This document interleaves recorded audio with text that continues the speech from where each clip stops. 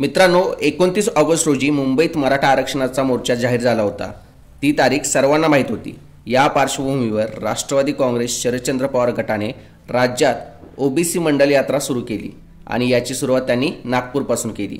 पण प्रश्न असा पडतो, मराठा समाजाचं आंदोलन जाहीर असताना ही यात्रा करायची गरज काय भासली?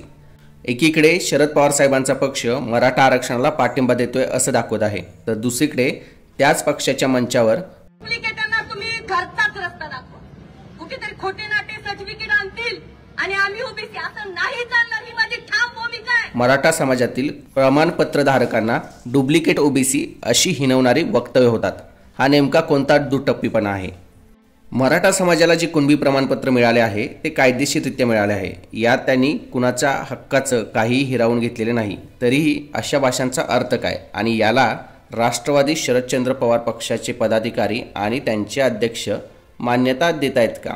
कारण राष्ट्रवादीचे जर पदाधिकारी मंडल यात्रेच्या माध्यमातून अशा पद्धतीने वक्तव्य करून मराठा समाजाला डिवचण्याचं काम करत असतील तर त्यांना पाठिंबा कोणाचा आहे? मित्रांनो, तुम्हाला काय वाटतंय? कमेंट करून कळवा। आमच्या चॅनलला सबस्क्राईब करा। मराठा समाजाच्या मुंबईतील आंदोलनासाठी मोठ्या प्रमाणात समर्थन मिळत असताना जरांगे पाटील त्यांच्या मुंबईमध्ये जाण्याच्या निर्णयावर ठाम असताना राष्ट्रवादी काँग्रेस पार्टी शरदचंद्र पवार गटाचे पदाधिकारी जर अशा पद्धतीने मराठा समाजावरती वेगवेगळ्या पद्धतीने आरोप लावत असतील तर त्यांना हा प्रकार आगामी स्थानिक स्वराज्य निवडणुकीत जड जाण्याची शक्यता आहे। आणि यावर जर राष्ट्रवादी शरदचंद्र पवार गटाच्या पदाधिकाऱ्यांनी किंवा मोठ्या नेत्यांनी काहीही वक्तव्य केले नाही, याचा अर्थ त्यांचा या गोष्टीला पाठिंबा आहे का?